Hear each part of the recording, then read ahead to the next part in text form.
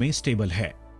मतलब आरपीएस 76 के बॉटल पर लिखी ह्यूमिक की मात्रा आपको 6 महीने या 1 साल बाद भी उतनी ही मिलेगी, जबकि बाजार में मौजूद अन्य प्रोडक्ट में ह्यूमिक एसिड का एएल काउंट स्टेबल नहीं होता है।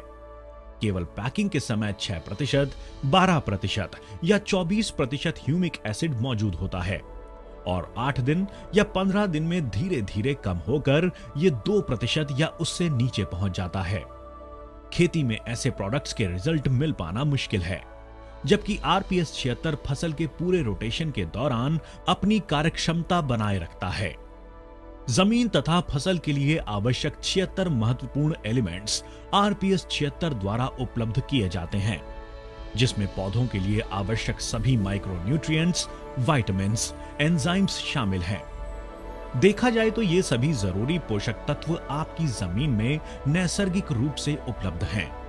जरूरत है जमीन को उसका नैसर्गिक रूप प्राप्त कराना तथा इन तत्वों को जमीन से निकालकर पेड़ पौधों तक पहुंचाने की। और लियोनार्डाइट बेस्ड ह्यूमिक यानी आरपीएस 76 यही काम करता है, जिसे साइंस में कैटलिस्ट कहा जाता है। महत्वपूर्ण घटक एनपीके तथा कैल्शियम, मैग्नीशियम, सल्फर, इनके अलावा सभी माइक्रोन्यूट्रिएंट्स जैसे कि iron, boron, zinc, copper, molybdenum आदि सभी पोषक तत्वों की उपलब्धता आरपीएस 76 द्वारा फसल को की जाती है। आरपीएस 76 के प्रयोग से डालियों की मूली की संख्या बढ़ती है, मूलियां गहराई तक पहुंचती हैं, फसल तक ज्यादा से ज्यादा पोषक तत्व पहुंचाने में मदद मिलती है, पैदावार बढ़ती है। इन सबके अलावा आरपीएस 76 के बैक्टीरियल कल्चर में कुछ ऐसे नेचुरल इंग्रेडिएंट शामिल किए गए हैं जिससे पौधों की रोग प्रतिकार क्षमता नैसर्गिक रूप से बढ़ जाती है।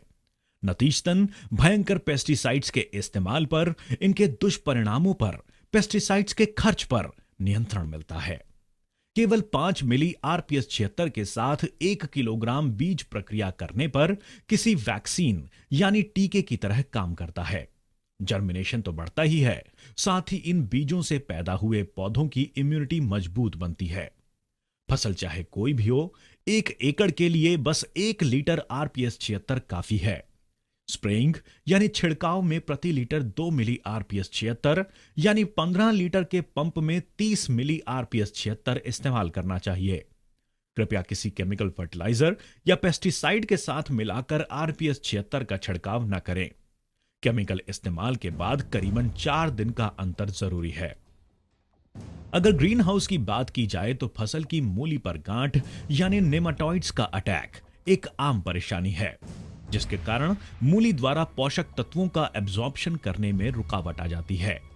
पौधों की ग्रोथ रुक जाती है, फ्लावरिंग झड़ने लगती है, किसानों की नजरों में आ रही फसल अचानक से कम हो जाती है। यह किसी कैंसर से कम नहीं। दुनिया के बड़े बड़े कृषि वैज्ञानिक दवाइयां निमाटोइड्स के आगे घुटने टेक चुके हैं। यहां धन्वंतरी का आरपीएस 76 अपना मिरेकल दिखाता है। जी हां, आरपीएस 76 में मौजूद करीब 36 इंग्रेडिएंट्स नीमाटोइड्स के खिलाफ असरदार हैं। नीमाटोइड्स पर रोक लगती है और सबसे महत्वपूर्ण यानी आरपीएस 76 इन पौधों में मूल्यों की संख्या बढ़ाता है, जिससे पोषण मूल्यों का एब्जॉर्प्शन नॉर्मल हो जाता है, बढ़ता है। आरपीएस 76 के इस्तेमाल से पौधों में आयन एक्सचेंज कैपेसिटी उम्दा तरीके से बढ़ जाती है, जिससे फ्लावरिंग बढ़ती है। अल्टीमेटली प्रोडक्शन यानी उत्पादन 20 से 25% बढ़ जाता है। आरपीएस 76 के इस्तेमाल से इस बढ़े हुए उत्पादन में और एक बात महत्वपूर्ण है।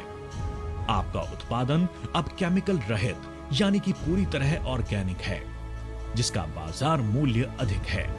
आपका उत्पादन अब एक्सपोर्ट के भी काबिल है। और क्या फायदे हैं आरपीएस 76 के? एक अच्छी फसल के लिए उपजाऊ जमीन बेहद जरूरी है। कई वर्षों से भयंकर रसायनों के इस्तेमाल से बंजर बन चुकी जमीन को रेजुवेनेट यानी फिर से उसका मूल स्वरूप प्राप्त कराने का